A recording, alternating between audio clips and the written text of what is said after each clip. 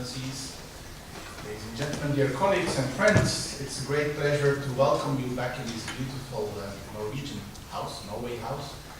We're always very grateful to the ambassador that we are generously given the opportunity to organize events here. Some of you may have been to some of our previous events of previous projects, such as the Reconnect project, but today it's another project, and it's another nice logo. It's the GLOBE project.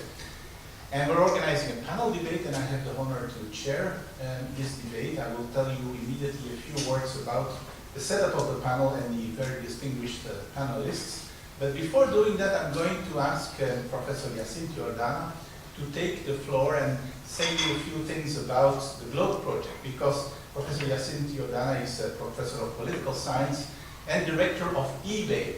And eBay stands for the Barcelona Institute of International Studies, and he is the big boss. He's the coordinator of the GLOBE project. And may I kindly invite Jacinto to just say a couple of words about the GLOBE project. Jacinto, there you are. Thank you very much for such a great talk. Anyway, eBay, the Barcelona Institute of International Studies, which I'm directing, is the coordinator, the institution is coordinating this exciting project that has started a few months ago. It's a project that is going to last 3 years and a half, and it's about global governance and the future of global governance. It's a project that we have partners from all parts of the world, from all continents. We have involved different academic institutions. For example, ESADE, the Leuven Center for Global Governance. ESADE means the business school in Barcelona. We also have University College in London, the Wissenschaftszentrum for Social Forschung in Berlin, the Hebrew University in Jerusalem, the Facultad Latinoamericana de Ciencias Sociales in Argentina, also the Universitas Bina Nusantara in Indonesia, the Institute for Global Health in Barcelona, and also in Mozambique, and the Peking University in China.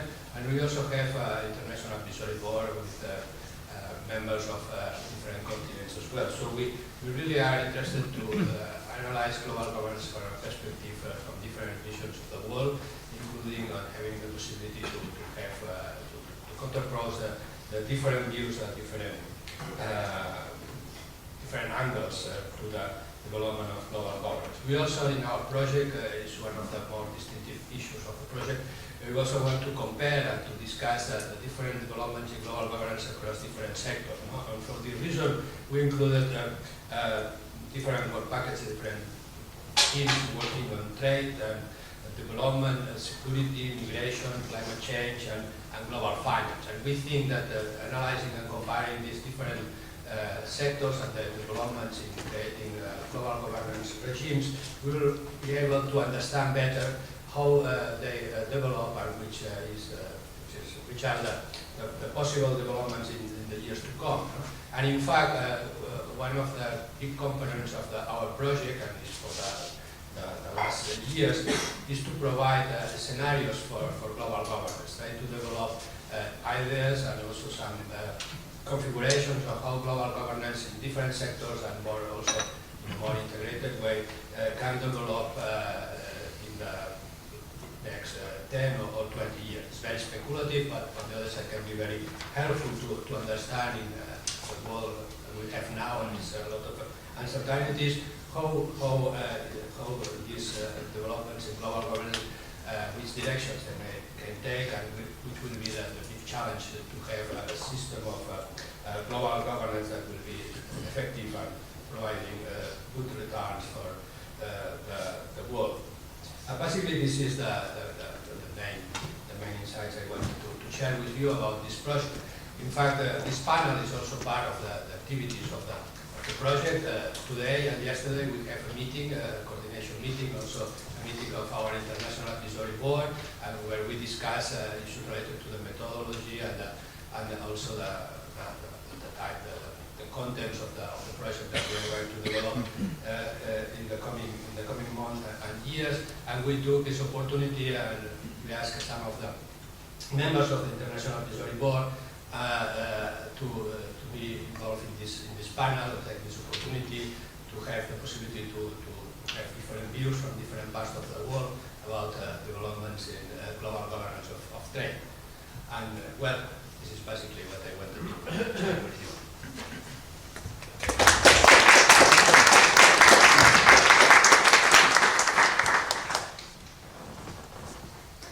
Thank you very much. It's now my honor to introduce the topic of today's panel and our distinguished panelists. So we now know what GLOBE stands for, and in the first phase, the GLOBE project is going to provide an in-depth analysis of specific policy fields, including trade.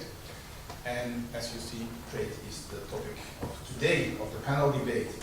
We all know, and it's of course a very open door, that the EU is a leading global actor, both in trade and investment, and that through its common commercial policy, through its trade agreements, the EU is promoting trade liberalization and is leveraging its values through its economic clout.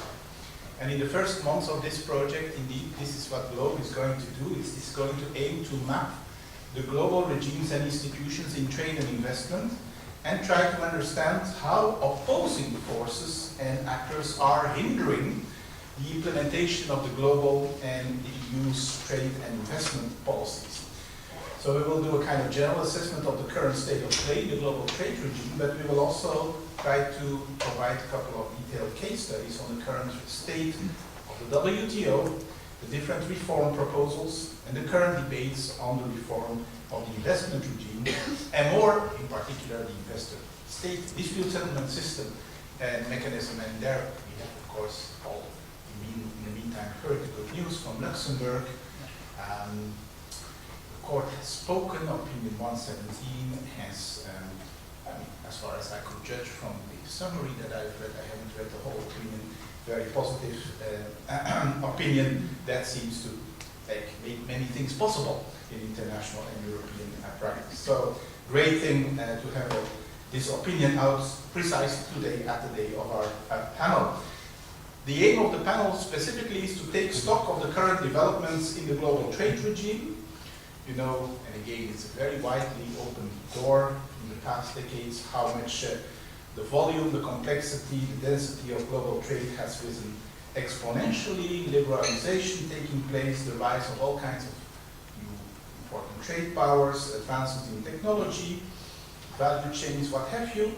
But on the other hand, we've seen increasingly in the past couple of years contestation, a turn towards protectionism by some of the major economic powers, roadblocks at the multilateral level.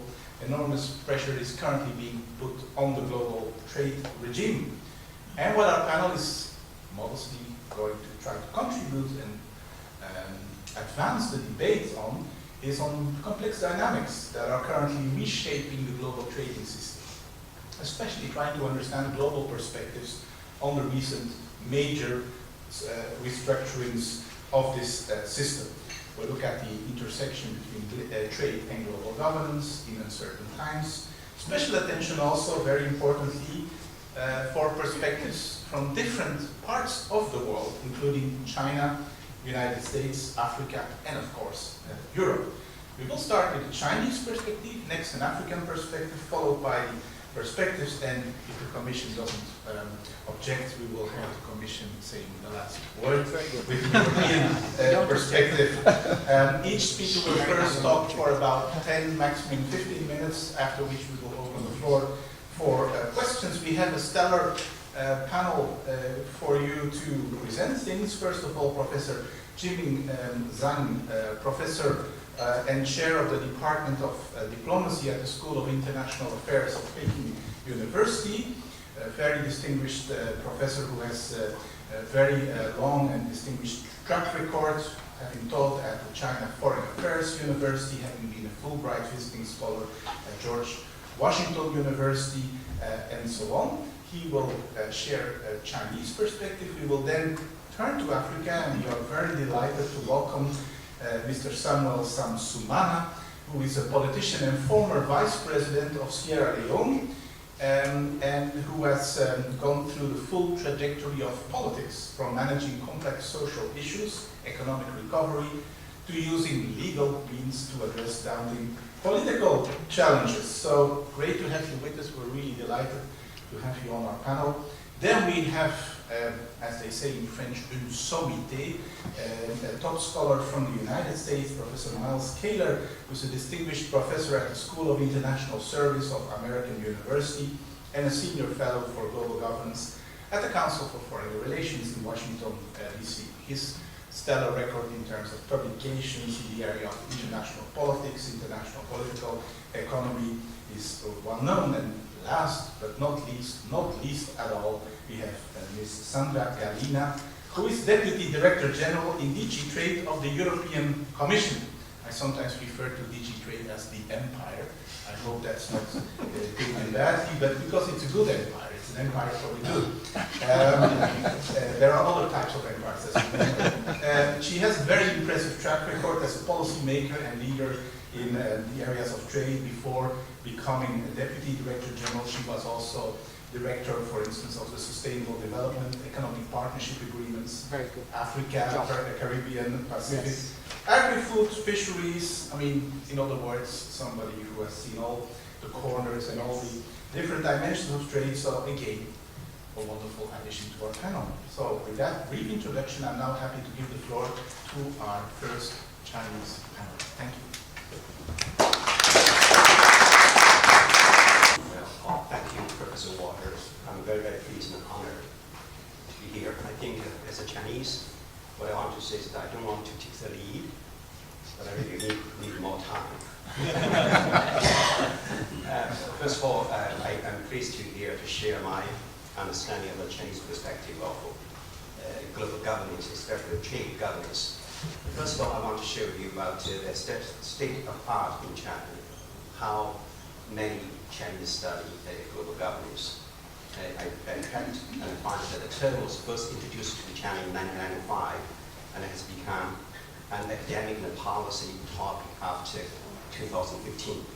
Especially when Xi Jinping, the president, chaired the 27th Political Bureau Collective Study Session featuring global governance structure and global governance regime.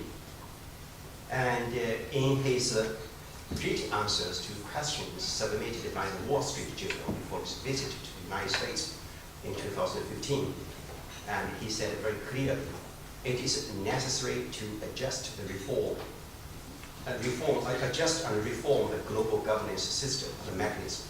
Such reform is not about dismantling the existing system and creating a new one to replace it. Rather, it aims to improve the global governance system in an innovative way. So ever since then, I checked with the Chinese Network of Knowledge Infrastructure.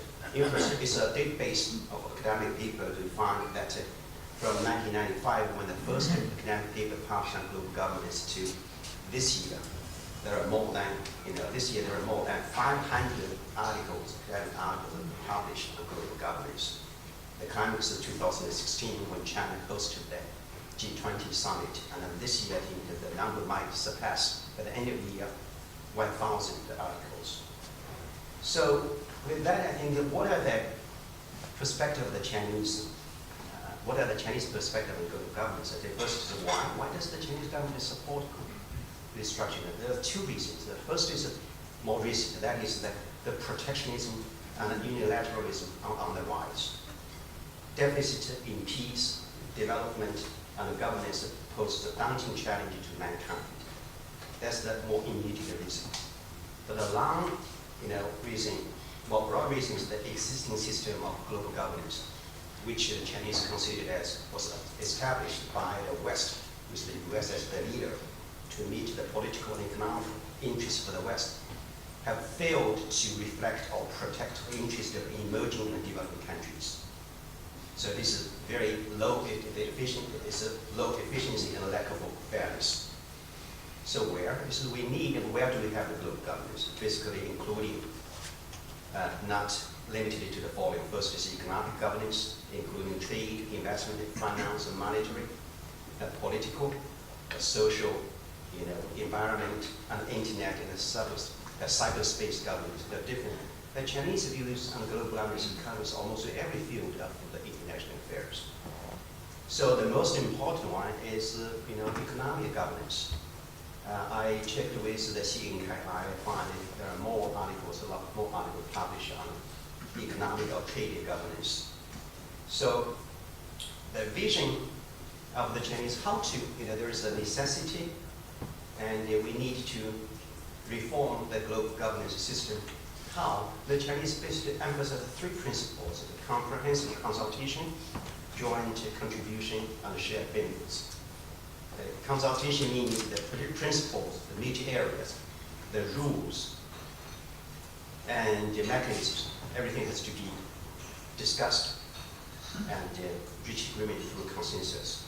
Second, the joint contribution means that each and every side should avail their respective advantage to jointly promote the reform and innovation of the global governance system.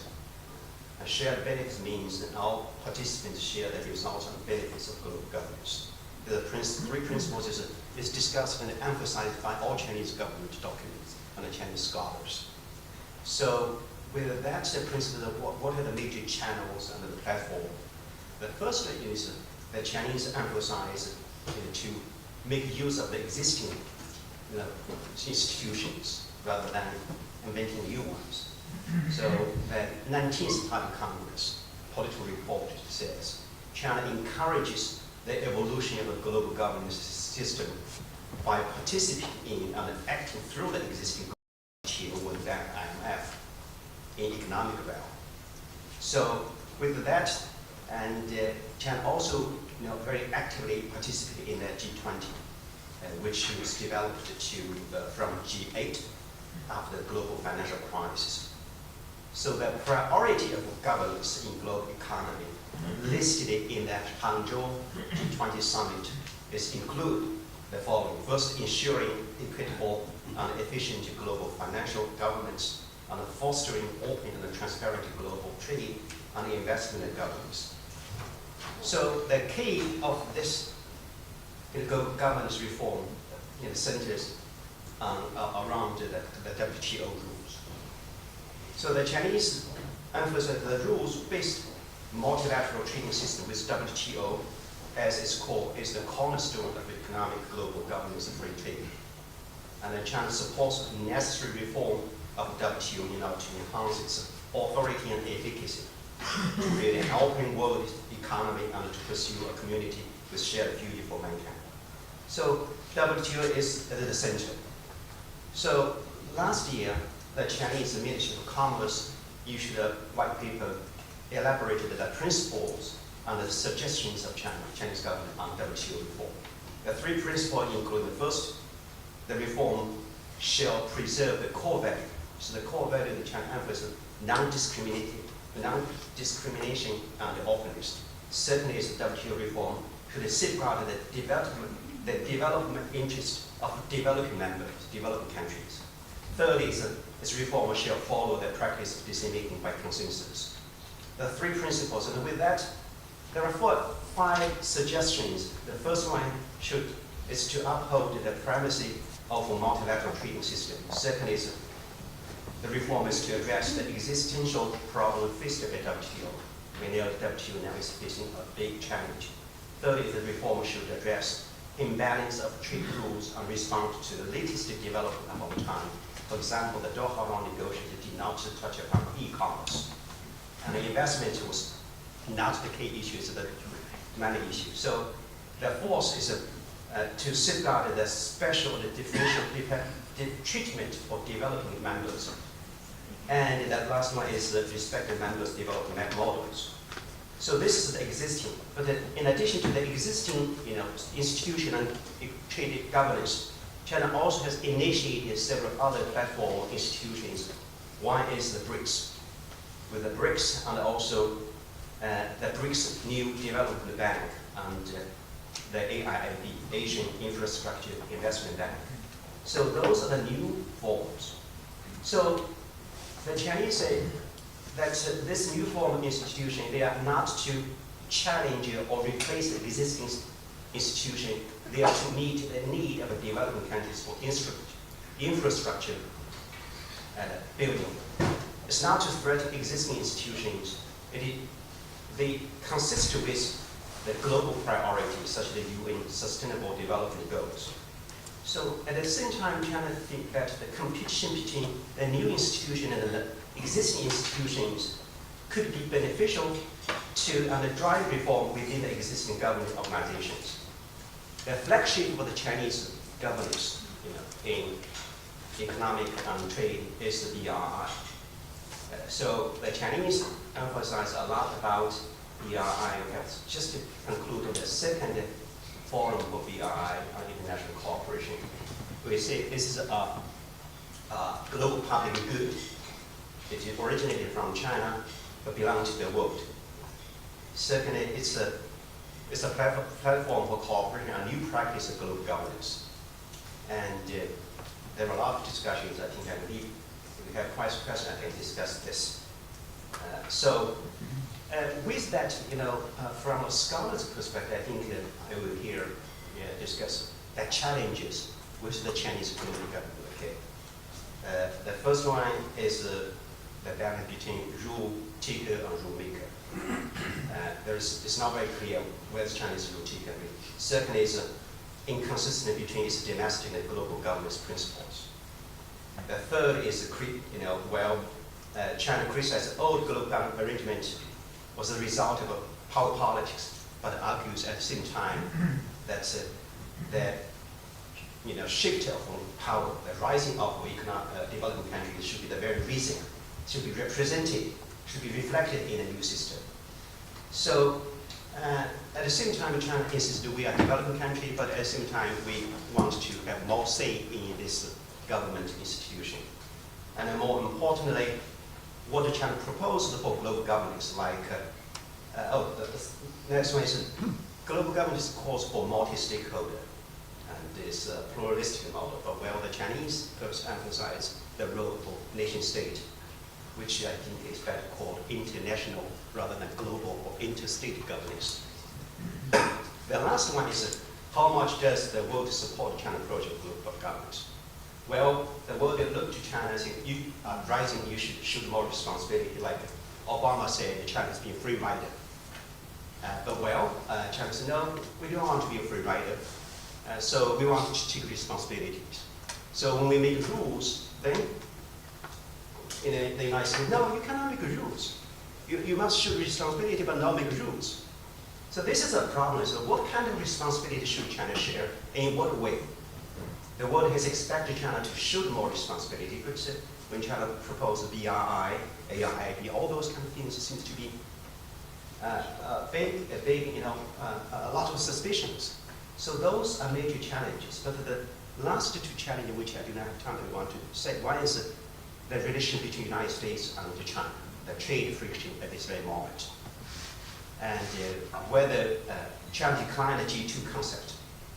But I argue that whether China agree or not, but if the world, the US, China, cooperate, we might not be able to solve a lot of problems we are facing today. But what is sure is that if China and the United States, we do not cooperate, we can never, now the problem we face can be, global problem can be solved. So this is the last point is the role of the EU and the China relations. So what kind of, in what area China and the EU could cooperate, and in what area EU and the United States share more. So how does the EU with 2 feet on 2 boats, as it can be a bridge or a sandwich? In this regard, this might be a topic we can discuss during the following session. Okay, thank you very much.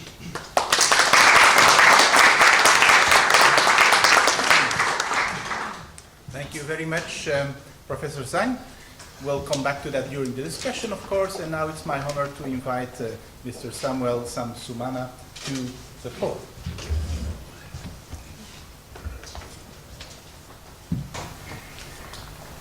Thank you very much, Mr. Chairman. Chairman, ladies and gentlemen, panelists, good afternoon. It's an honor to be here today, to be among the panelists to discuss the way forward on global governance and trade. I must say that this serves as a driver for economic growth and development in trade. Trade does not just help to produce employment and livelihood opportunities, but it helps to define, provide citizens with the stability, decency, and dignity that they require. It promotes economic integration at the regional and international levels. Such connections foster the transfer of knowledge that builds on productivity, growth, and development. You will agree with me that while substantial gains have been made by other continents in relation to trade, my continent, Africa, is the least that is positively affected in trade. Inasmuch as the volume of intra-African trade has doubled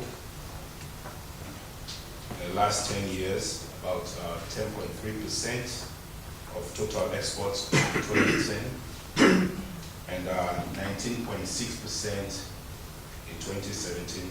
As of 2018, Africa as a continent can only account for about less than 1% of the world's trade. This is shocking for a continent that has about 1/3 of the world's natural resources deposited. Several factors are responsible for Africa's extremely limited participation in global trade. I must first of all highlight that reliance on raw material rather than investment in industrialization to transform the raw material or added value coming out of Africa to other continents has only marred Africa's potential in improving their position in global trade. For instance, coffee, cocoa coming from Ghana and Ivory Coast, exported to Belgium and Switzerland. Minimal added value. It is sold to African countries in their supermarket at very high prices, yet nothing to account for their own natural resource or product.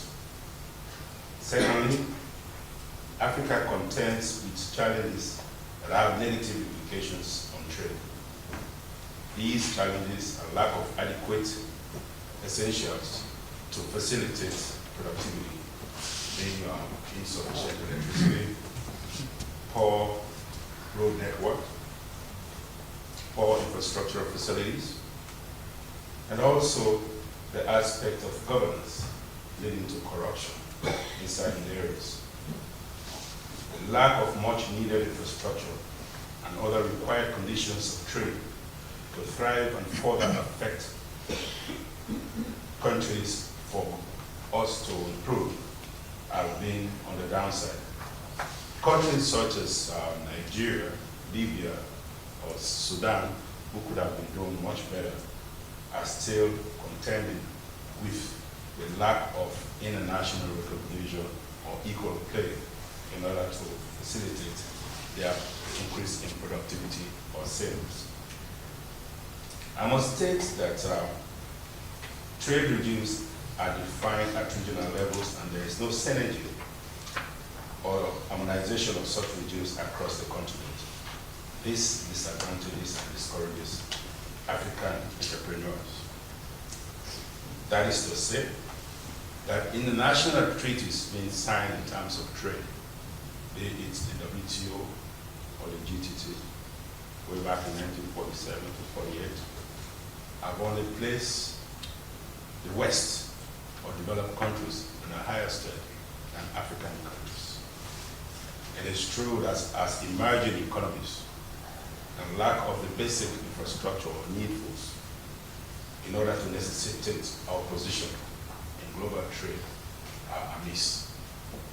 This is to say that if regulations of the GTT or the WTO states that there should be parity in terms of pricing or preferences, I'm very pleased to state that the United States gave Africa the opportunity to export some of our products, agricultural products, without tariff. This is not in the interest of discouraging other countries, but to state that a fair play should be made to African countries in order to enhance their trade ability. The trade regime are defined at regional levels, and there is no synergy of harmonization of such regimes across the continent. This disadvantages and discourages African entrepreneurs, as I already stated.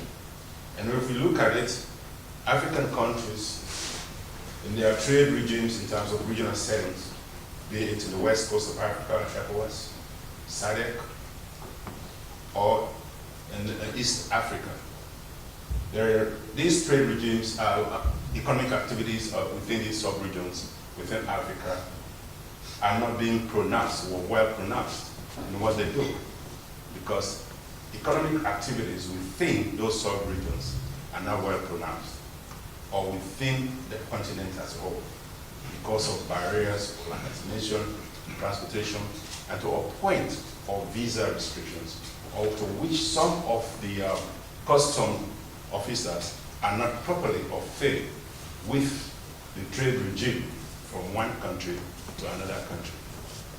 We have seen it very clear that in Africa's effort to position ourselves in global trade, the African Union, through the African Union, were able to create NEPAD.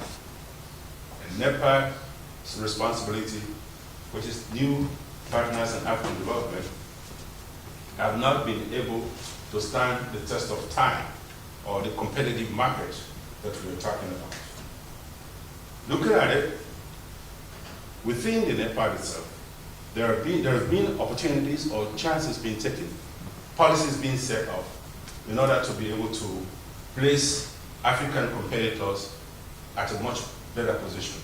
That is to state that within the African peer review mechanism, managing or the issues of socio-economic activities or governance within the African context, or the best practice within the African context.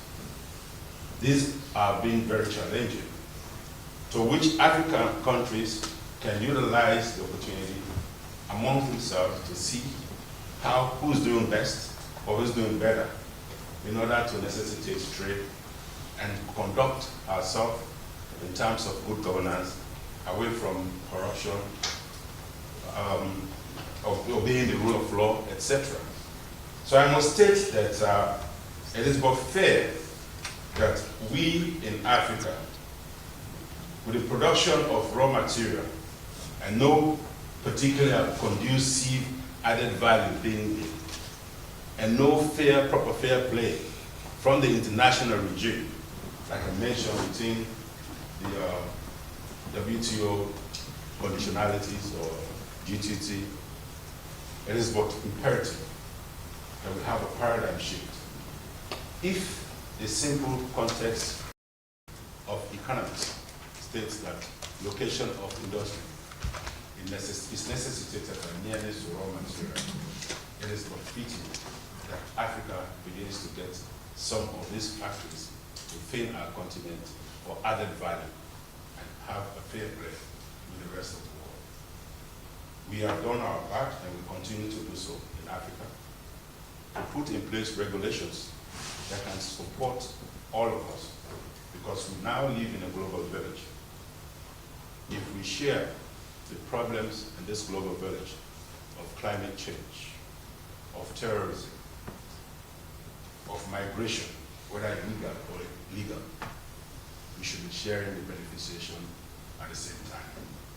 I think looking at what GLOBE stands for and the direction that we are intended to take, we will provide advice, and all of us with hands on it to make the world a better place, soliciting each other's support and giving it what it takes and fair play to the continent of Africa, so that we can no more be seen as a donor-driven continent, but a continent in partnership, in development, and boost the integrity of the African continent.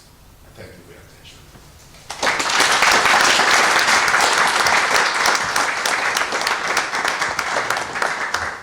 Okay, I now thank you very much, Mr. Samsumana, for an excellent intervention. I now pass immediately the floor to Miles. Thank you very much. It was a great honor to be invited to be part of the International Advisory Board of this exciting new project, which is led by eBay and Professor Gordana, and to be here again with the colleagues from the Leuven Center, one of the leading global centers of global governance, I think it's fair to say. So pleased to be here, but I wasn't too pleased to be asked to explain American trade policy today. I felt that required a level of intellect and perhaps psychology psychological training that I don't have. But what I'm going to do as a political scientist who follows economic policies is to talk a little bit about the peculiarities of U.S. trade policy in the current context, and then discuss a few other aspects which are not peculiar to the United States, but I think will shape the trade regime going forward. And then talk a little bit about some of the imponderables thinking about the future. But briefly, the peculiarities of U.S. trade policy can be explained by the fact that our trade policy has been turned on its head. When the trade policy process was established in the United States in the 1930s in response to the Great Depression and the infamous Smoot-Hawley tariff, the executive branch was awarded a great deal more power, was delegated power by Congress to conduct trade policy, because it was assumed that the executive, the president with national constituency, would be much more liberalizing and less protectionist than Congress. And this was in fact true until the election of Donald Trump. And what we have now is a president whose preferences are far more protectionist than Congress on balance, and Congress is not exactly a free trade bastion. But nevertheless, what we've discovered is that much of the power that was delegated to a president under the assumption the president would be a liberalizer can now be used by a president who has far more protectionist inclinations. And that explains a great deal of what has happened. And it's important to note that President Trump has very strong beliefs about trade. There is a view out there that his beliefs change day to day. He has no fixed beliefs. But if you look back at his writings, I'm not sure I recommend that, but I had a research assistant actually go back and track some of this, and he did not quit, but it was close. The beliefs he has had on trade have been very strong and very persistent, and most economists would say very wrong-headed, but nevertheless, they are strong. Zero-sum game, it's a zero-sum game. Bilateral trade deficits are very important, and you can go right down the list, and they've been around for a long time. So that's not going to change. There's also the unwillingness of Congress to confront the president, in part because the parties themselves are divided. The Democrats are skeptical of free trade agreements and have been for some time, which will pose problems for NAFTA in Congress. Republicans are much less pro-business than they were, partly because of President Trump's effect on the Republican electorate.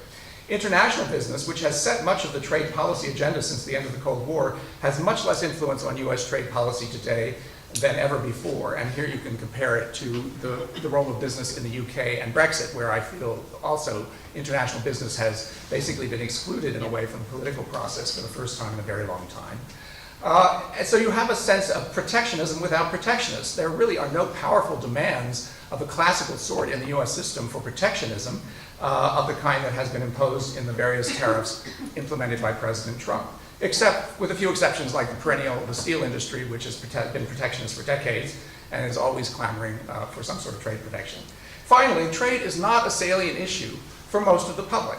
There has been no great swing towards skepticism toward trade in recent years. If anything, the Trump administration seems to have induced stronger support for trade and trade liberalization among Democrats. And you could look at the results in the Pew Research Center. You could look at the results from the Chicago Council on Global Affairs.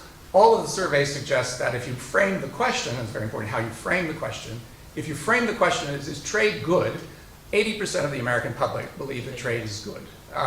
Now, you get much lower percentages both in Europe and the United States if you ask, does trade create jobs? Is trade good for consumers? If you get more specific, people are more skeptical. But on balance, there's no great wave of support for protectionism and no great opposition to trade among the populace as a whole, the electorate as a whole. And if anything, the parties have flipped. That's sort of a Trump effect. The Democrats have become now pro-liberalization and pro-trade, and the Republicans have become much more protectionist, although there's a split within the Republicans between those who are more pro-Trump and those who are much more skeptical. Now, what's not peculiar to U.S. trade policy is that, as Alistair Young put it in a recent article, it's not your parents' trade politics anymore.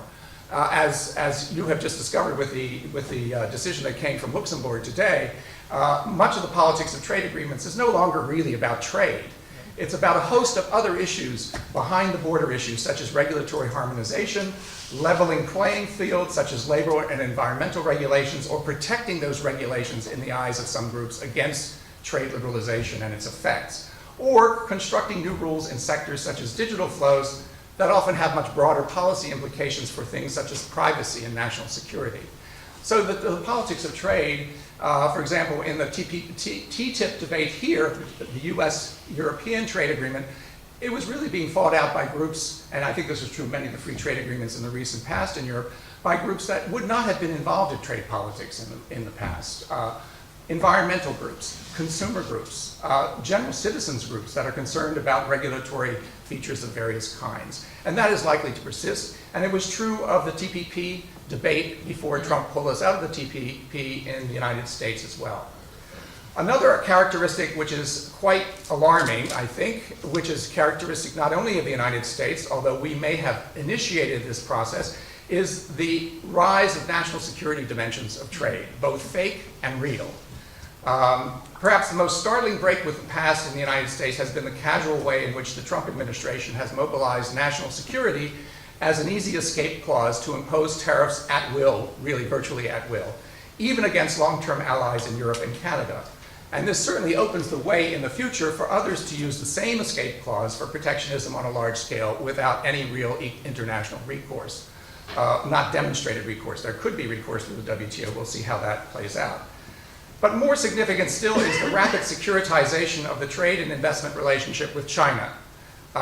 So there were always economic quarrels with China and concerns about Chinese trade policy, but in the last year, 18 months, there's been a dramatic shift, which you can see being echoed now in the rest of the industrialized world, a conflation of several concerns, disenchantment with the political trajectory of China, which has seen a harder rather than softer authoritarianism under Xi Jinping, concern over Chinese competition in advanced industrial sectors which have security implications, the industries and services of the future, coupled with very specific arguments about suspected Chinese espionage and intelligence gathering. And this is the Huawei case combines all of these things and is obviously creating frictions and divisions between the United States and some European countries. Some European countries view this much more like the United States, others less, and I'm sure Dr. Galina will speak about that. So securitization is definitely a trend, and I think that is probably going to continue as well, and not only in the United States. Now, there's a paradox in the US-China trade conflict, which is US pressure on China, if it were successful in producing more market reforms, as demanded by both the United States and Europe, would, first of all, make the Chinese private sector more competitive. Second, add to the economic base from which China could expand its military power more readily. And third, encourage more investment by Western multinationals in China, which of course the Trump administration has been railing against because it creates problems for American labor and other parts of the Trump constituency. So in a strange way, by pressuring China to make reforms, we could create additional problems down the road in a more reformed China. Now, although Trumpian politics has certainly found resonance elsewhere in the world, in Europe, in Brazil, in the Philippines, that resonance is not reflected so much in trade. It's very interesting. I think European publics also do not demonstrate any great interest in protectionism, or immigration is the hot issue. Immigration is driving much of the explosive political force of populism and nationalism around the world. Not really true, and that's even true of Brexit, because many of those who pushed for Brexit were free traders, at least they claim to be. Now looking forward, let me close with suggesting three trends. 2 point to pessimism, and one, I would argue, points toward more optimism. The pessimistic trends are system friction, and this goes back to the US-China trade conflict, but it's not only the US-China trade conflict. It's long been a feature of the trading system, certainly since the rise of Japan and the newly industrializing economies in Asia, but it now seems likely to be persistent in relations with China in particular, the largest trading power in the global economy. Xi Jinping's China appears to be doubling down on state control in the economy, giving more advantages to less efficient state-owned enterprises, extending the party's presence in the private sector, holding on to industrial policies that are going to be rejected by both the United States and Europe. And that leads to arguments that the asymmetries in China's trade and investment relations with the rest of the world must be rebalanced, eliminating discrimination against Western firms investing in China, ending state subsidies to state-owned enterprises that compete internationally, and eliminating forced technology transfers. It's important to note that trading system liberalized in the past despite such friction among political economic systems. If you think about the conflicts with Japan and the United States, between Europe, Japan, and the United States, we have always had different systems of organization of national economies, and we've managed to liberalize nonetheless. But in this, we may, and you can see it today even in the Airbus-Boeing dispute between the United States and the EU, which was about industrial policies on either side, and Japan's rise in the 1980s as well. Whether we can continue to deal with system friction on the scale that is being produced by China and the United States trade dispute is uncertain to me. I'm rather pessimistic about that. Second pessimistic point is the uncertainty about US support of the WTO. There's been blockage of the appellate body by both the Obama and the Trump administrations. There's been a move toward bilateral negotiations with China in which the WTO is essentially sidelined. We're being told those negotiations are wrapping up, but it's really basically the US and China negotiating. And an unwillingness on the part of this administration in particular to use multilateral mechanisms to exert pressure on China, which many trade experts believe would have been best for the trade system and for the United States. Edward Luce has pointed out this week in the Financial Times that a US-China trade settlement would be good for the world economy in the short run, clearly, but in the long term it would have great costs possibly for the WTO and the multilateral trade system, because it would have set up essentially a G2 system that would undermine the multilateral system. And finally, there's a more positive point, which is that we're starting to learn that deep interdependence, which exists between the United States and China and the United States and Europe and many other parts of the world, is very difficult and painful to unwind. And I think the lesson of Brexit and the total mess, if I might say, as an outsider, that has been created by Brexit in Britain is the growing realization that leaving the EU after decades of deep interdependence is very hard and very costly. And I think we're learning that also in the US-China trade dispute. The balance of pain is probably greater for China, but the political pain in the United States is also substantial, as it is for the countermeasures imposed by US trading partners in response to US trade tariffs that have been imposed by the Trump administration. US agriculture in particular is paying a very heavy cost for this trade war. Manufacturing companies that rely on Chinese inputs for their exports are also paying a heavy cost in the United States. The question is this deep interdependence, this web of global supply chains which has been constructed around the world, is that resilient enough to deal with these sorts of ongoing trade conflicts, or will it gradually be unwound in favor of a less efficient and a more costly way of conducting international exchange? A final lesson, seems to me, is that whatever the views of the public, a broader political case has to be made in favor of trade. Not only policies and programs to deal with the cost of trade liberalization for parts of the population, but a wider assault on the mercantilist mindset that is represented by the current US president and his administration. We need to go back to the great critics of mercantilism in the 18th century and make a positive case for trade as part of a cosmopolitan package. The future of the trading system is simply too important to be left to large international corporations. Its benefits have to be more widely distributed, and the case for those benefits have to be made much more convincingly than they have been recently. Thank you.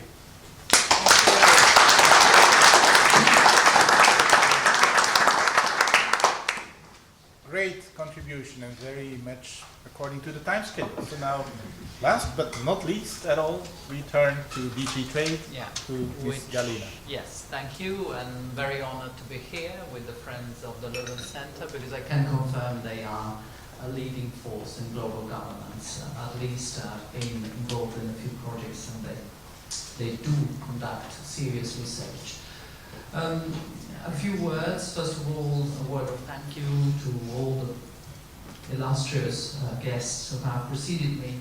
I'm just a small bureaucrat, so I will keep it very simple and much more to the cold face, because we are working not in academia, we're not working in the, I would say, in the research part of it, hard as it is, but we are down in the mine trying to get the coal out. And it's being increasingly dark down there. Increasingly dark. I can certainly support all that you said. And Jennifer Hillman has been recently here, and we shared a bit of pain. Because the reality is that for my 20 years of trade policy, I may say that I have had a fantastic relationship with American colleagues. They're very professional. There is also a big, I would say, university drive behind them, but I must say that any of my colleagues have always been very, very high in professional standards. I may say that you will excuse me, I will pass no comments on the US issue nor on Brexit because it's really very sensitive and I don't want to go there. I thought that the best way to approach this a meeting, and apologies because I don't like PowerPoints. I barely like to read speeches. My colleagues have given up because I don't read them. I think that you have to think in terms of antinomies. The first antinomy I want to quote to you is that global governance goes hand in hand with domestic governance. And this is where I want to spare a thought to the fact that in many cases in Europe, the fact that there is much more trade debate is very painful, perhaps for me personally, but I'm paid for that. But it's very useful because you involve civil society. You can't have people that feel or are losers in a process and just suppress that. So freedom, democracy is what we have or want to have in Europe. We're struggling to have. We'll see at the next elections that we will have free elections. And this is, I'm very proud to be a European for that. So domestic governance, first of all, which is not just corruption, it's also freedom of expression. Freedom to go for, I would say, the trade unions you want. I've been involved in sustainable development. One of my biggest battles was Bangladesh, where, you know, I was going there and I was introduced to, these are the trade unions of the government. I say, okay, fine, but where are the real trade unions? It was very, very, very interesting time, but you know, it was not an easy one. I've been involved also in issues like Cambodia, where you have seen that we have had a first safeguard on a product that they export, but we are perhaps thinking of also withdrawal of preferences because of human rights breaches. That's Europe. That's Europe. Trade is not your parents or not even your, I would say, your brother's policy. It's very much into these agendas that affect people, because people, there may be the populist, but there is also the guy who feels, wants to buy a shirt or rice that is not tainted by blood. And I'm very proud we work for that in whichever way we can, and the world is not perfect. So governance for us in Europe is not just trade, it's trade and environment, trade and climate. Much more difficult, I know, but that's the way it is and that's the way it should be. So the first antinomy is domestic governance, and I think that around this table we can have examples of which sort of domestic governance we have. We have also, I would say, another antinomy, which is the one, the glaring one that was the forefather of global governance, which is war. Why not? That's an antinomy. You like that? No, for sure. I'm sure that nobody who's saying is minded, but that is an antinomy. And when the global governance system collapses, many things happen. We can go back to the League of Nations. But you know, you have to bear in mind that we all pay for an international system that is dysfunctional. I would also say that there is this part of much more sort of closer to my work of governance, which is, as you said, trade or economic governance, which means that operators want to have a place where there is more or less a rule of law, there is some sort of stability. So I don't want to extend myself here, but you can speak with any investor. Any investor goes to a country when he or she has the ability to see what is going to happen in that country. And you may even think that in some very developed countries, the instability is always, you know, something that erodes the place. So let me go into what we're trying to do to somehow, in a sense, we are, Europe feels sometimes the banker of the multilateral system, because we are very, very supportive of the multilateral system, not necessarily for, I would say, ideological reasons only, but because, you know, we feel that it's only through those parameters that are agreed by the international community that you can go ahead. And for instance, I will strike a difference between us and the US. When we're talking about labor in our agreements, we don't become the sheriff of the world. We trust ILO. So in a sense, when we withdraw preferences, we go after what the ILO report is there. But we do that also with intention to support the multilateral system, because you could do your own research, your own investigation, you know, but that's not the point. The point is that you have to also, in a sense, empower these UN agencies to be meaningful for your activity. So we have, I would say, at the moment, let me focus on trade only, because I think that's where I can bring you more value added. We have at the moment a very serious crisis in WTO. I will not deny, everybody can see it. It started with the appellate body, with all the dispute settlement, I would say, morass. So this is urgent and important, but it's especially urgent because by the end of this year, we may have the, I would say, one of the two chambers, the appeal chamber, collapsing, not existing anymore. For those who know trade policy well, you may feel that this is deja vu. In the GATT era, we had only one moment for judgment, and we may be somehow feeling that we are falling back to that GATT era fast. Not sure that's the intention of the US. I don't know. We don't know. We've had many discussions even with your colleagues. It's very difficult to read, but you know, it is clear though, and this, even though I'm European, it is clear that the US had accepted the appellate body with a certain vision of the WTO and with a certain vision of it. And in fact, Professor Hillman, she again reminded my colleagues more than myself that when the Uruguay round results were passed, there were at least 8 statements against the appellate body. I mean, there was very strong opposition to this. So let me be very frank with you, disregarding what the US is feeling about the judgment system, the dispute settlement system of the WTO is a big mistake, because they had a certain vision, and whether it is right or wrong, they feel that that vision was not fulfilled, that there is jargon like overreach, meaning that you create rights or obligations that go beyond the treaties. There are many things I could quote to you as the person who is dealing with this directly, but setting aside the jargon, what I feel is that any member in WTO has to be listened carefully for the qualms and complaints it has. So there is this urgent thing, the appellate body. Then there is, I would say, the work of WTO as we have known it since the collapse of DDA. Basically these files that come like small fires in the middle of the thing. So we have things happening in WTO now. Perhaps we will have some investment initiative, laudable as it is. It's not that will rescue the fate of WTO. We may have a discussion of e-commerce, fantastic, timely. We have an idea that this could be just a different modality of services. The US is more like, we don't know, but we feel you're thinking more of an agreement. We don't know what it will look like, but in any case, this is beautiful work, but that is not going to rescue the fate or the destiny of WTO.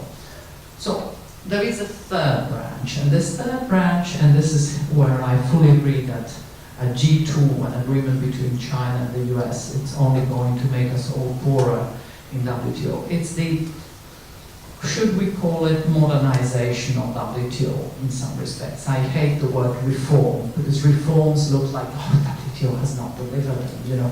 No, WTO has delivered, but we have a few issues on which we need to still work to have it work in complete harmony with the present situation. And this is, I would say, the moot question of subsidies. So we have disciplines on subsidies. they are fine, but they were fine for systems where, you know, may I say, market economy comes to mind, but it's a shorthand to say you have a system where more or less the risk of the investment falls on a very defined community, but it's not the state that picks up the bill. So, you know, this subsidy issue, and by the way, we are very proud in Europe of our competition law, because, you know, we discipline that, I mean, thoroughly. You see, Alstom, Siemens, big companies, got big spanking too. So it's not that we are closing eyes to what we do. So we come from a very strong tradition of disciplines on this, because we know that that's a race to the bottom, to go sprinkling subsidies like that. Now, we may say that the Chinese dimension on the overcapacity has created a problem that has snowballed into many other facets.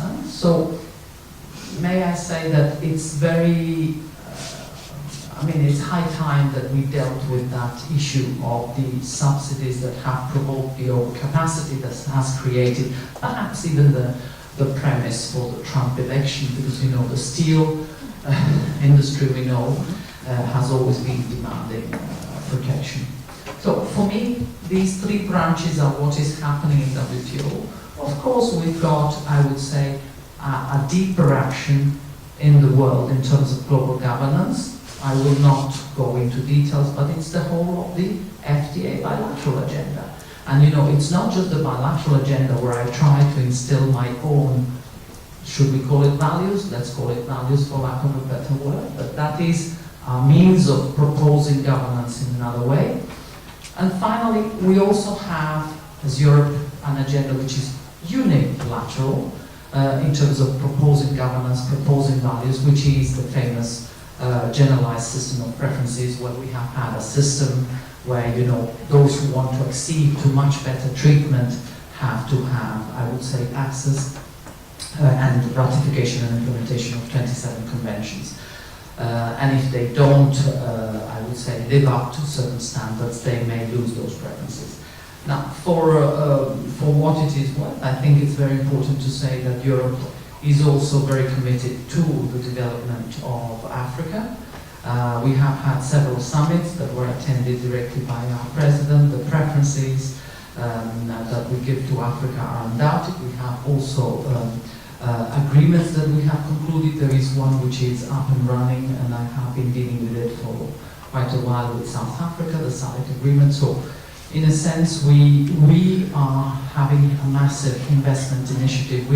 We do listen to Africa, and in fact, if you look at the figures, the value addition in the products have been going up. Of course, the value addition is easier in those countries that have, I would say, investment and that can attract investment. But here we go back to the first, or at least one of the antinomies I quoted to you is the domestic governance. It's good to invest in Africa where you have some stability and some. So for me, with the preferences we give to LDCs in the whole of the world, which are, I would say, amount to the sum of preferences that are given by the US, Canada, Korea, Japan, Australia, New Zealand. I mean, we are the biggest in those terms. I think we don't have any qualms in terms of offering the access, the market access. That is not enough. You know that there is the need for the countries to be able to export, and to be able to export, they need to have the capacity, and that is where we are committed with our development agenda. So governance for us has many facets. Even if it is trade related, it goes into deeper areas, and you know, we have had a monumental project on human rights and trade, which was really very difficult one. So with these thoughts, I leave you for questions. Thank you so much.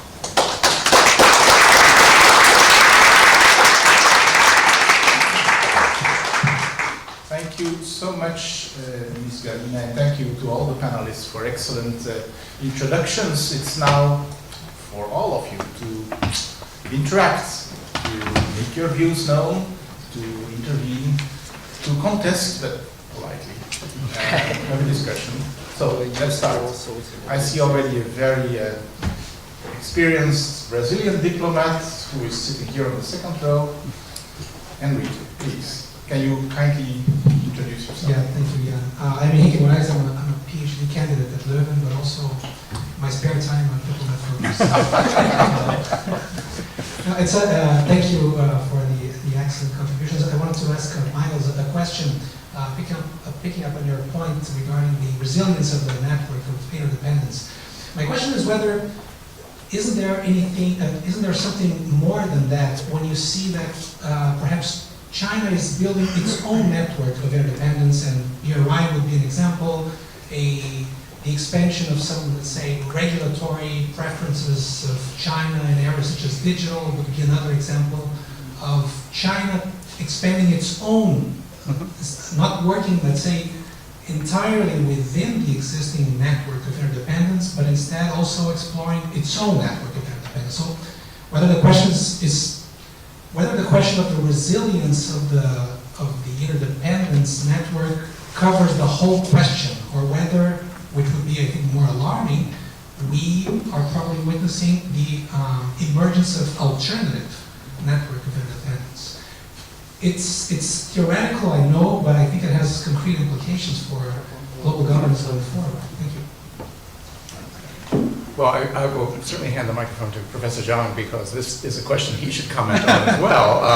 But you've described very different sorts of, certainly the risk of having parallel systems is there. That was the part of the alarm about the Asian Infrastructure Investment Bank, and certainly about BRI, the Belt and Road Initiative. But you're describing two rather different sorts of networks. The BRI is an infrastructure network, which can also include digital aspects. The idea of building a parallel internet-based network is a much more disturbing one, and setting standards for that network, which then would be applied to the rest of the world. I mean, the US and the EU have been engaged in a standard-setting war in certain sectors. I don't want to use the term war, but competition in certain sectors over time. And generally speaking, however, the difference is the private sector tends to decide, finally, which standard gets adopted. I mean, governments intervene and can help, but finally it's which is, we hope, more efficient. Sometimes it's just because it was first, and sometimes it's because it's more efficient. At least that's my understanding. In the Chinese case, the concern is, as Ms. Galina suggested, is there's a hand behind the scenes which is tampering with that market mechanism. And then the question is, would China have the weight in the international economy to set up a parallel system that others would find attractive, or would be induced to join because of their dependence on China's market and Chinese investment? And that's a very open question, I think. In Asia, at least. I think at the moment that would be a question for the region rather than the globe, but Professor Zhang may have other views. Professor Zhang, without imposing ourselves. So I think it is our concern. This is not a problem from the Chinese perspective. First of all, I don't think China has the capability to do so. Even if it has the will, it does not have the capability. Certainly from the Chinese experience, the parallel system existed not now, it existed very early since the Second World War. While China maintained, outside of their system, China, did not succeed. The lesson China has realized, learned from that history, that only when China joined the system can China develop. Whether you like it or not, that is the reality. Thirdly, the international system is not just the infrastructure, there's a norm. There are certain kind of institutions.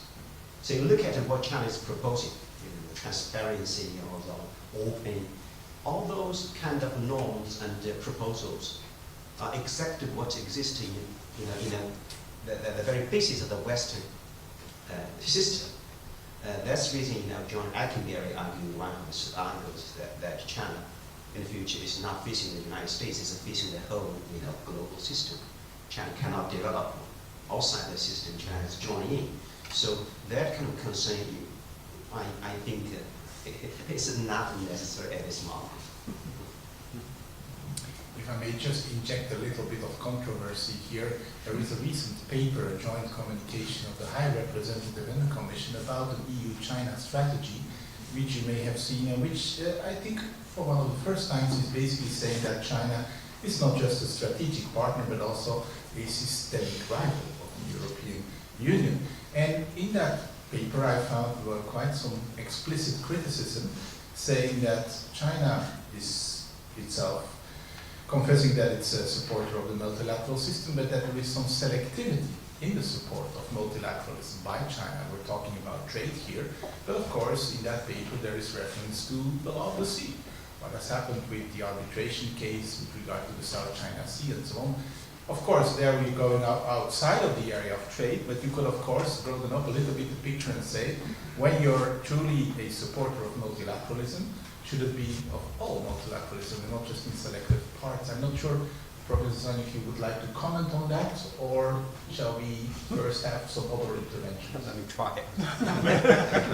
So I did notice that that EU-China strategic outlook paper published 12 March of this year, and has referred China to economic competitor and systematic rebel, and saying China is promoting alternative model of governance, which really put China in the opposite position of global governance.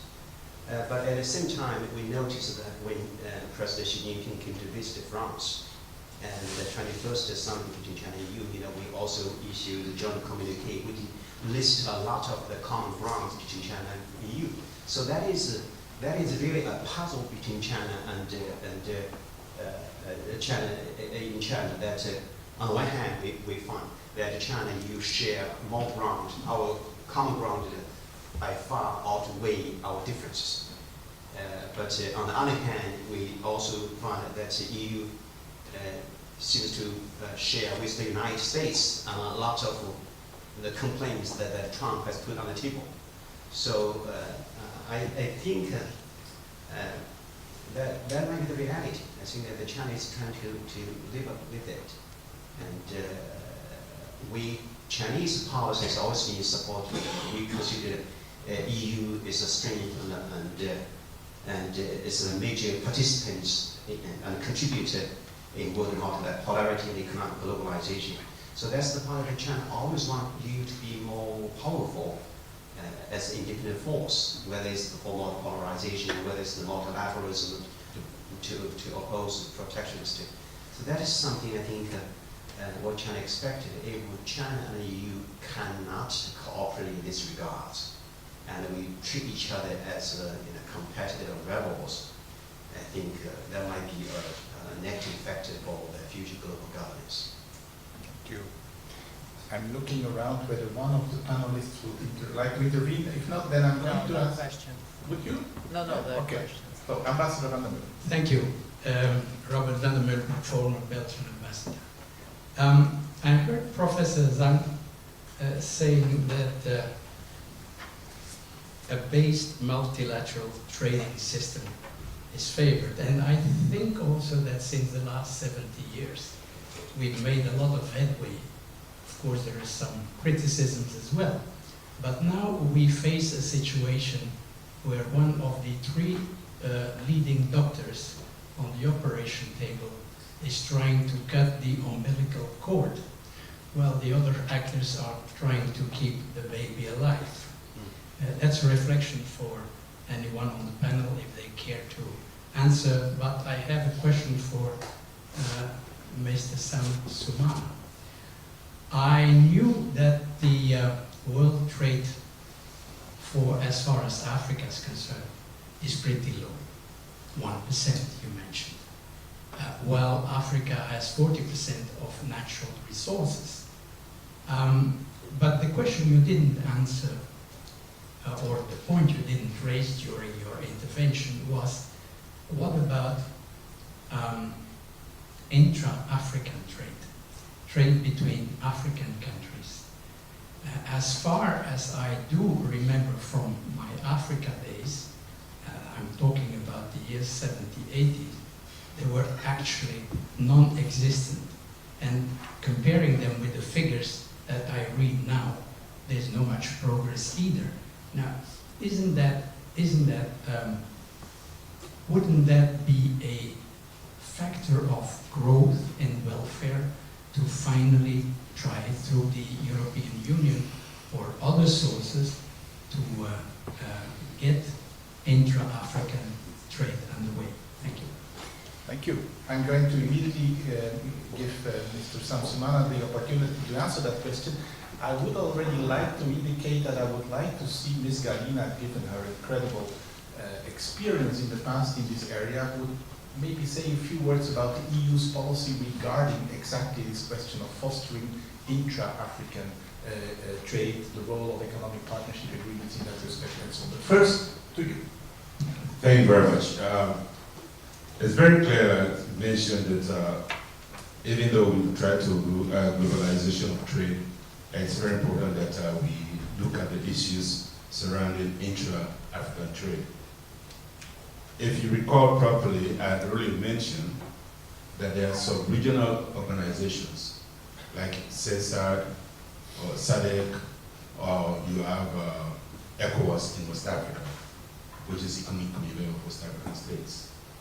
But I did mention that it's inhibited by certain issues like really actualizing trade among themselves, more projecting issues of political stability in some of these, among some of these sub-regional organizations.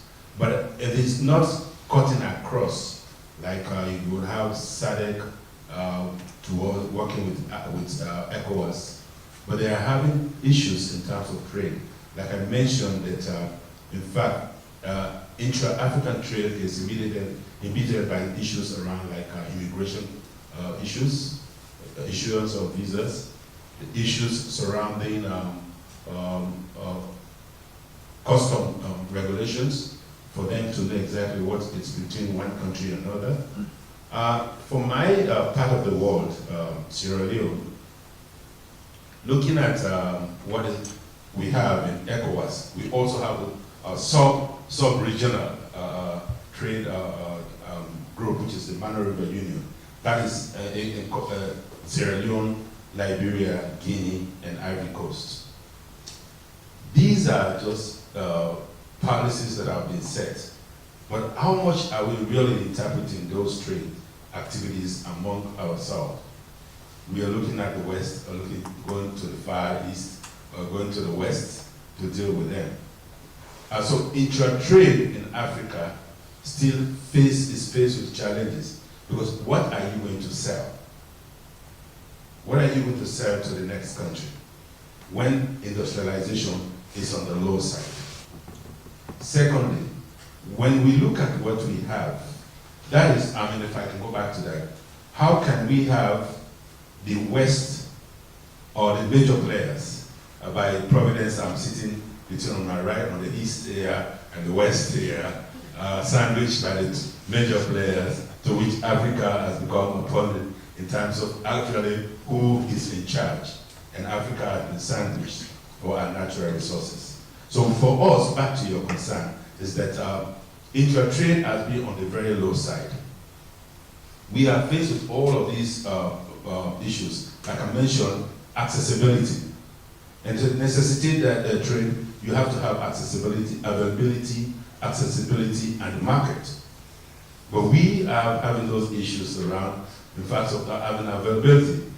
What, for instance, what is grown in Guinea in terms of agricultural product is also grown in Sierra Leone or Liberia or Ivory Coast. So what are we going to trade among ourselves?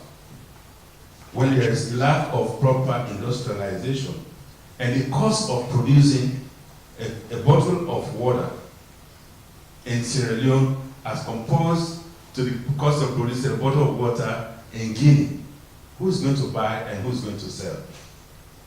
So for what we cannot produce are those items that we go across the globe, the continent, to purchase. So this is inhibiting our capacity in terms of trade liberalization amongst ourselves. So like I said, for what we have in our natural resources, we should have added value to it, and then there will be trade among African countries or within intra-trade between African countries. I hope this makes sense. Thank you.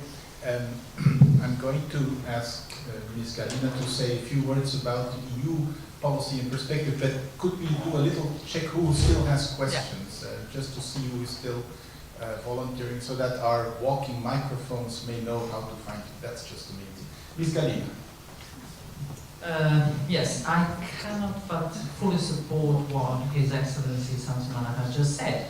That's the fundamental problem. If you produce the same bananas next door, you're not going to sell that. But this is why in 2000, with the Cotonou Agreement, it was decided that all that was trade was to go out of the relationship that is politicized and all that, and we would have a normal trade relationship. Then we gave these names to the FTAs, which was economic partnership agreements, and so on and so forth. But basically, trade and not aid. That was 2000. We were in the, I would say, the high tide of trade.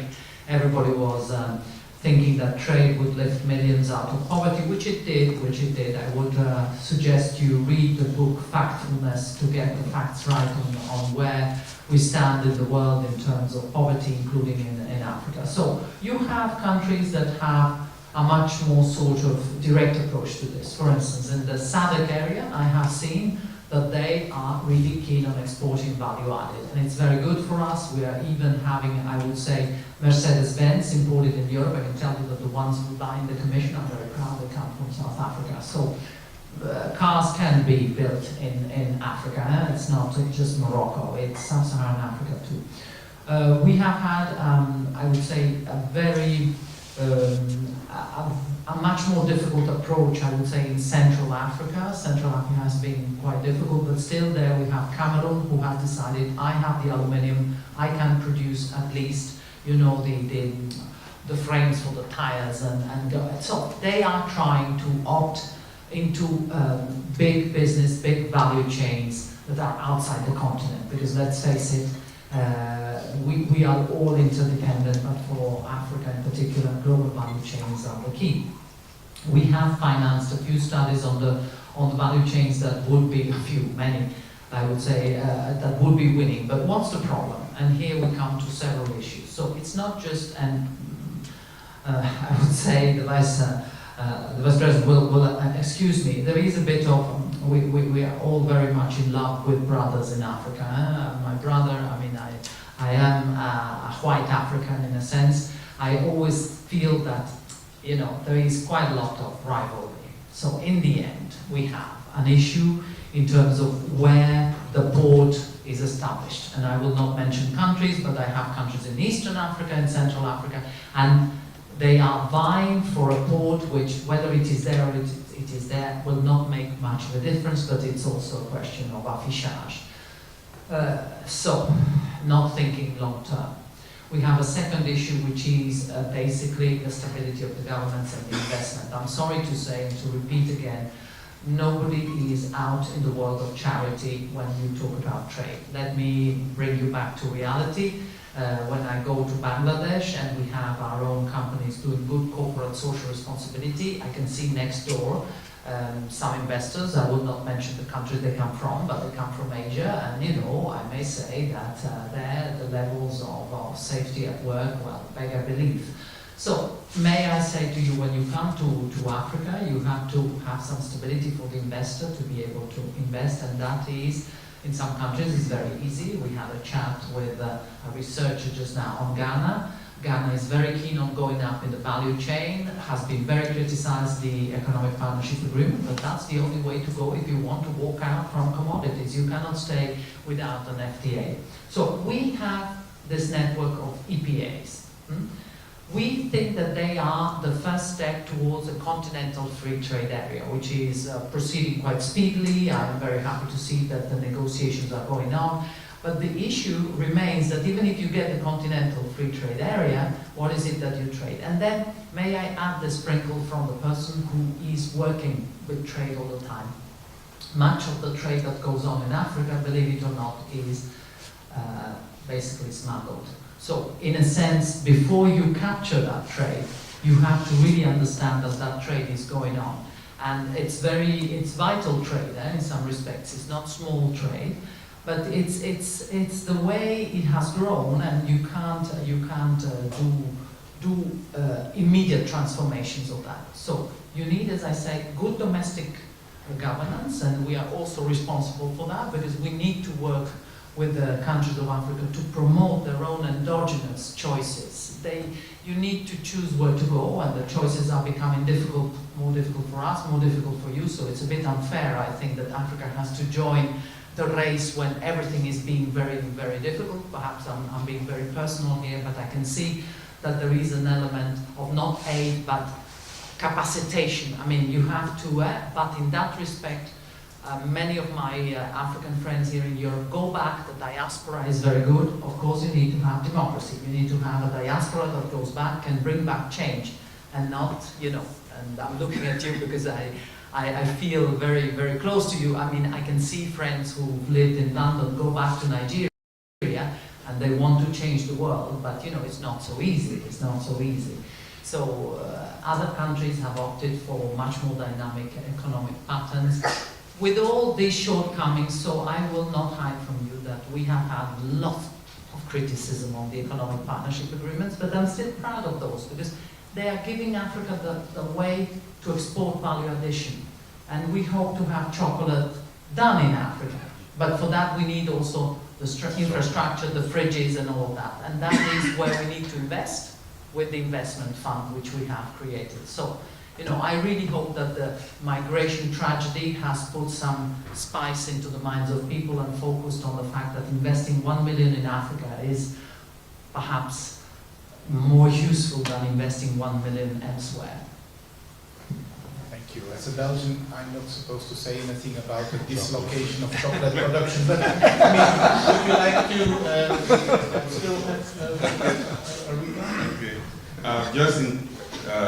Just a caveat to what you just mentioned. We talked about the continent free trade area in Kigali Yes. that has been Yes. established in Rwanda. But to what extent can we really actualize this?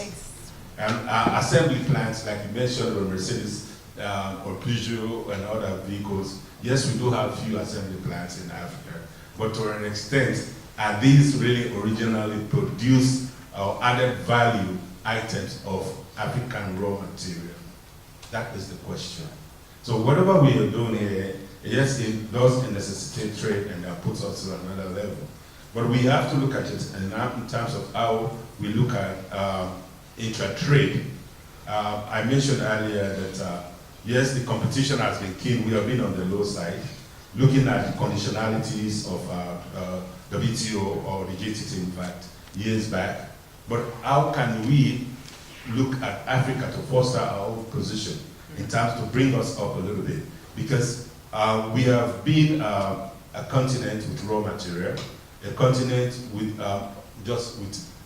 asking out for aid. I think we need to be seen working together with the major players so that Africa can become a partner in development. Because that is integrity, that is self-esteem. For how long can we as Africans continue to run into another country? I personally decided to go back to my country. I studied in the United States. I went back home in the year 2000 when the war was just coming to an end in my country. I realized that I need to go back and be part of the socio-economic development of my country. Staying in the United States was not the answer. So indeed, when I just a caveat here, when I decided to go back, some of my folks thought something was wrong with me. And I told them that it is a common African adage that if somebody is putting water on your back, at least put water on your tummy and be equal in a way. So I had to go back and be part of it to give back my own support. So if we look at it, all of this, the foreign direct foreign investment into Africa, diaspora relocation into Africa, helping with the human the resource capacity, all of this could be able to transform Africa. But yet, the backbone to it is the financing, the capital, and putting the actual policies in place that can give Africa the leverage, at least to get up from our feet. The national regulations have been long in existence. We have just fragile democracies in Africa. And looking at all of those, we are practicing something that was not ours. We have adopted democracy, We were ruled by kings, chiefs, or the strongest guy around the neighborhood. But we have accepted democracy for, by, and of the people. But instead, when all of this happens, it's also looking at the flip side of it. Our people sometimes, when we come into governance, I have been the vice president, so to speak, that we talk about democracy and get into office. And when we get into office, we change from that to authoritarian, not wanting to leave, as you could tell from some African countries, which creates instability. And when we speak of all of these reforms, at the end of the day, we become oppressors. And that creates instability for development. And that would make investors to frown to come to a particular location. But doing business ranking, we see with some of these post-conflict countries have been moving forward. Rwanda, from what it was, have moved forward. This is what I also preach in my own side of the world, that we have gone through a civil strife. It is time for us to have reflection and do a paradigm shift from what it was. Diamonds, like I said, have been produced in Sierra Leone since 1930. And up to today, we don't have a cotton polishing factory in Sierra Leone. This is not fair. I think trade liberalization has to be more effective. International communities have to reassess and give Africa a boost so that we cannot be seen as, say, thank you always, to say, hey, pat you on the back, that we are partners in the world. Thank you.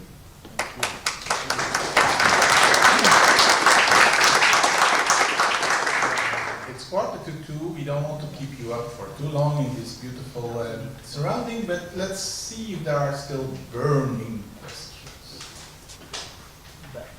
There was a lady over. You have already the microphone, so you have a vested right to speak. Okay. Well, I was going to ask. My name is Jennifer Powell, and I'm a master's student at the KU Leuven. And I wanted to ask, just a follow-up to your discussion on the EPA. I guess I'm wondering, since, for example, the ECOWAS EU EPA now is a little stalled and there's a deadlock, and one of the main contentions are on development concerns. And I was wondering what the EU strategy actually is in trying to overcome these issues. Is the plan to include, for example, a chapter focusing specifically on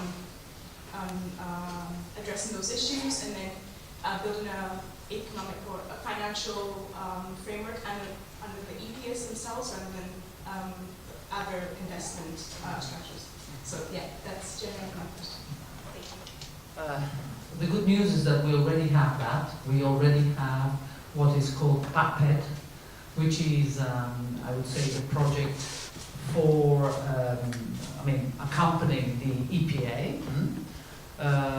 It contains, I would say, sums of money which are renewable. So, it has all the necessary, for instance, we were talking about fridges for the cocoa, we have also, I would say, the famous booklet inside. We have everything because, all the LDCs that negotiated very strenuously were very happy to see that for the first time the trade minister would have, because the problem in Africa is also, allow me to say that sometimes the trade minister is the last in the pecking order in the table, so, frankly speaking, doesn't get much money.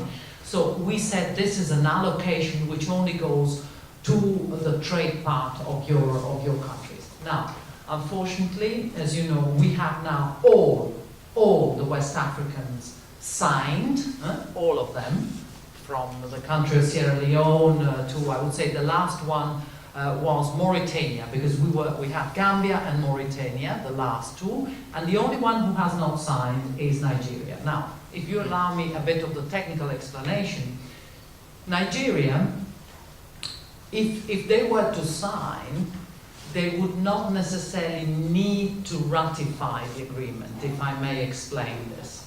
Because the West Africans were very wise and they said, we have a ratification clause that works with the same quorum as Cotonou.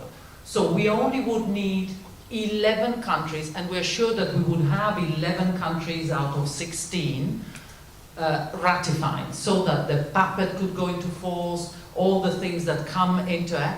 So, if I may, and believe me, I'm being very genuine in what I say, I think it would be high time that Nigeria, the biggest brother in the region, played the leadership role and signed, even if they don't want to implement ever the EPA. Why would they stop this? They would not have any. Now, stopping it means that you keep the region for you as a market, and I don't want to say that that is the intention of Nigeria, far from me, but you know, in a sense, a small signature would unlock the casket that we have there, which is already inbuilt. And you know, I may say that for all the EPAs, we have big development chapters. On the other hand, for SADC, the development chapter is much smaller, because you know, they only needed, I would say, for Mozambique, for Lesotho, but you know, these, and it was great generosity also on the part of the region, which I see it's very much a region. EAC and SADC were the regions where I felt the strongest brotherhood between them. When I come to West Africa, there's this issue of Francophone, Anglophone first.